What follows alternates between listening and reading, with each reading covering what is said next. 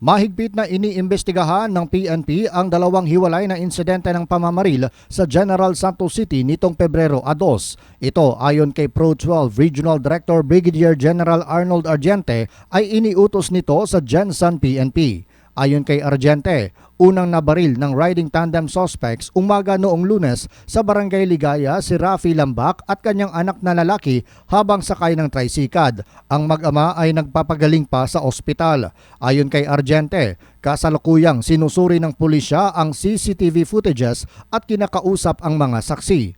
Ang pangalawang insidente naman ay naganap kinahapunan sa Aparenta Street sa Barangay City Heights. Biktima naman dito ang tricycle driver na si Ivan Miano Conde at pasaherong nurse na si Nizier Rolien Jane Aguasito, 24 anyos na tinamaan ng mga ligaw na bala. Sila ay parehong namatay. Ayon kay Argente, nagpapatuloy pa ang hot pursuit operation ng PNP sa mga sospek. Sinabi ni Argente na nanatiling prioridad ng PNP ang kaligtasan ng mga taga-Gensan. Nanawagan din si Argente sa mga may nalalaman sa nasabing mga krimen na makipag-ugnayan sa PNP. Binigyang diin pa ng nasabing police official na hindi katanggap-tanggap ang anumang uri ng karahasan at tiyak na mananagot ang mga sangkot dito. John Sionosa, NDBC, Bida Balita.